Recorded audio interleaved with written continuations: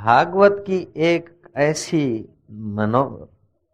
मनोहर कथा आती है कि उस कथा को भागवत के रसिक लोग बड़े चाव से सुनते हैं। वो कथा ऐसे है कि अजामिल नाम का एक व्यक्ति पिता के देव होने के बाद अत्यंत मनमुख हो गया। धन है, जवानी है और मनमुख व्यक्तियों की दोस्ती, कुसंग मिल गया, फिर पतन में क्या बाकी रहता है।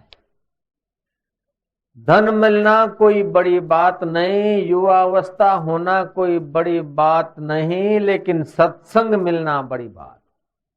जहां में उसने बड़ी बात कर ली, जिसने अपने आत्मा से मुलाकात कर ली। जय राम जी की।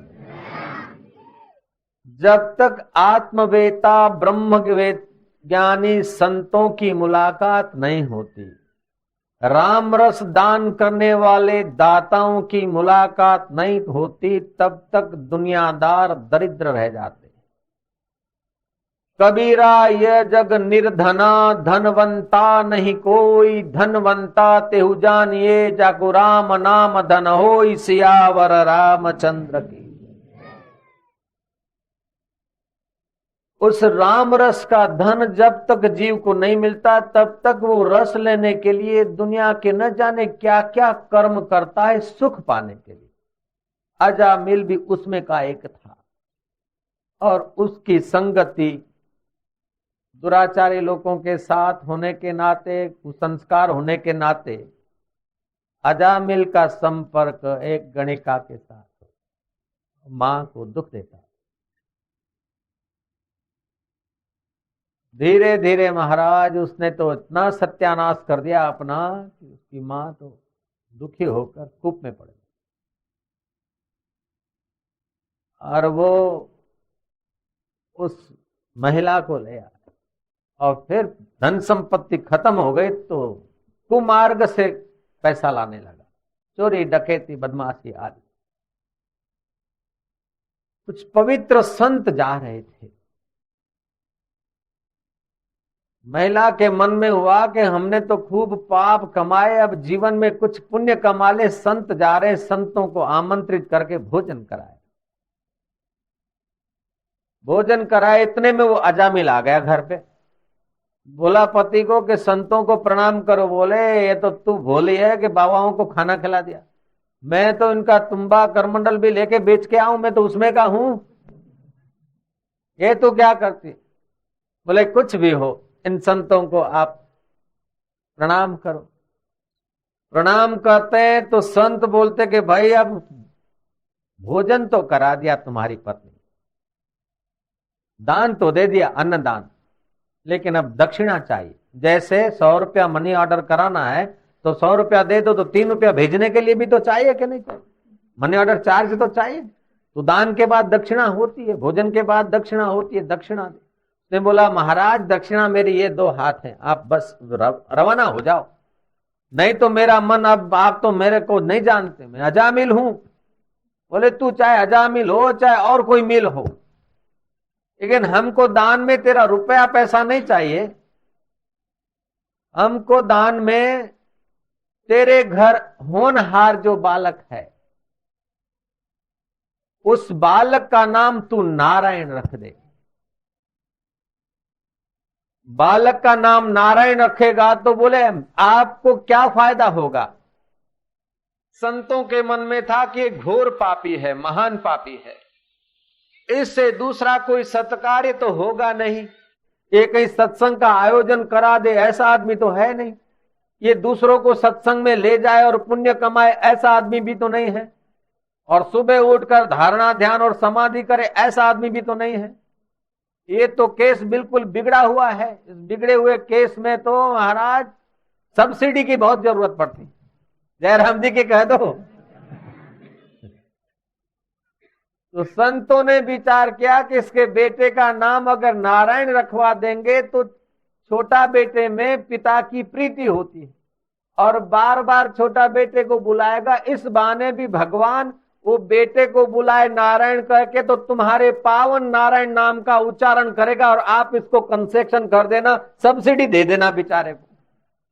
संतों ने हृदय में संकल्प किया और उसको कहा कि भाई तू वचन दे कि दूसरे दान दक्षिणा नहीं चाहिए, केवल तेरा जो बेटा अब जन्मेगा थोड़े दिनों में उसका नाम नारायण रख देना। अजामिल ने कहा महाराज इससे आपको क्या फायदा होगा? बोले हमको वो फायदा होगा कि जो हम चाहते हैं। तुम्हारे जैसा एक आदमी का अगर उद्धार हो जाए तो इससे बड़ा संतों को क्या फायदा होता?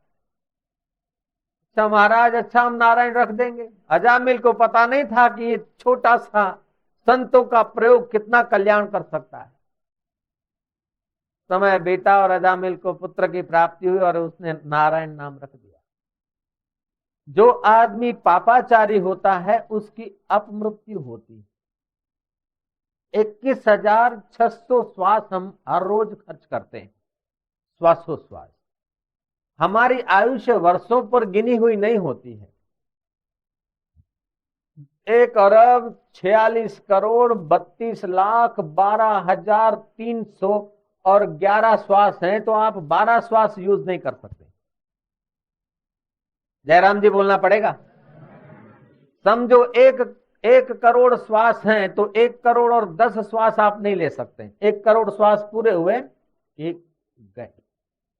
अगर योग करते हैं तो श्वासोश्वास आप कम खर्च करते हैं तो आपकी आयुष्य लंबी हो सकती है, और भोग भोगते हैं तो फिर श्वासोश्वास ज्यादा खर्च होता है तो आयुष्य क्षीण होती है।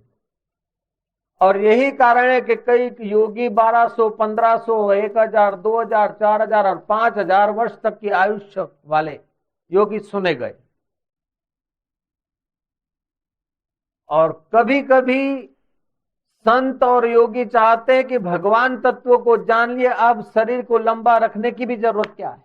चांगदेव 1400 वर्ष के योग बल से श्वासों को रोक लिए, लेकिन आत्मज्ञान नहीं हुआ तो ज्ञानेश्वर गुरु की शरण गए और ज्ञानेश्वर 22 साल के गुरु हैं और 1400 साल के चेला जी हैं। जयराम जी बोलना पड़ेगा।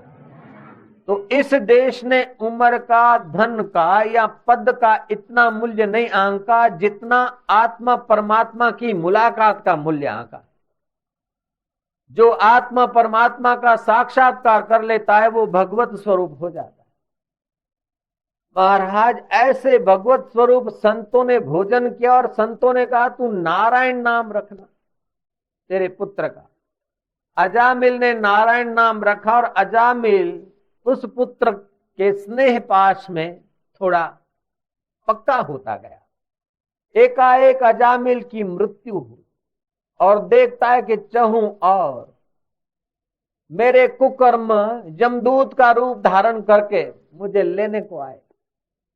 घबराया और प्यारे पुत्र का नाम लिया, नारायण बचा, नारायण नारायण नारायण नारायण नारायण उसके हृदय से निकला तो भगवान के पार्षद आए और जमदूतों को बोलते तुम दूर हटो।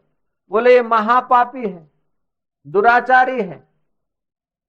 पार्षद बोलते हैं पापी हो, दुराचारी हो, लेकिन भगवान का नाम लेता है। बोले वो तो अपने बेटे का नाम ले रहा है। बोले बेटे का नाम संतों ने रखवाया, लेकिन संतों का संकल्प है कि भगवान के नाम में गिनती हो जाए। जयराम जी की। तुम दूर हटो। अब पार्षदों का अपना आग्रह और जमदूतों का अपना आग्रह अजामिल को दिख रहा है।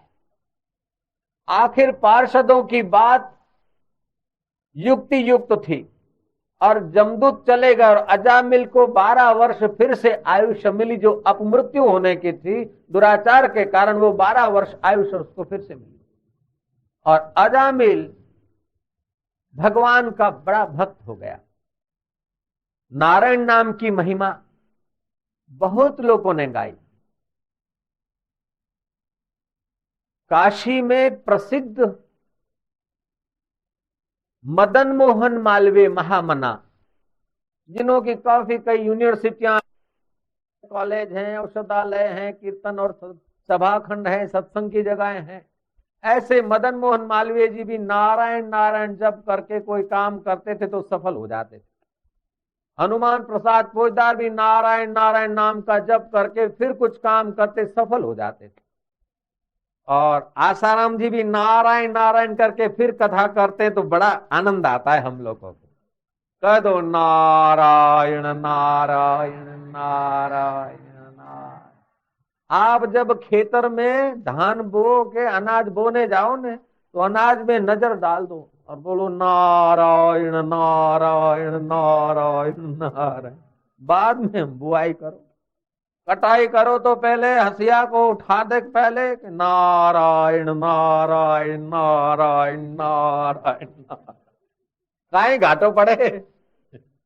अरे मौज हो जाएगी, मौज। वो अनाज नहीं होगा, वो तो आपके घर का तो बेड़ा पार हो जाएगा, लेकिन जिसके हाथ में आएगा उसका भी कल्याण हो जाएगा।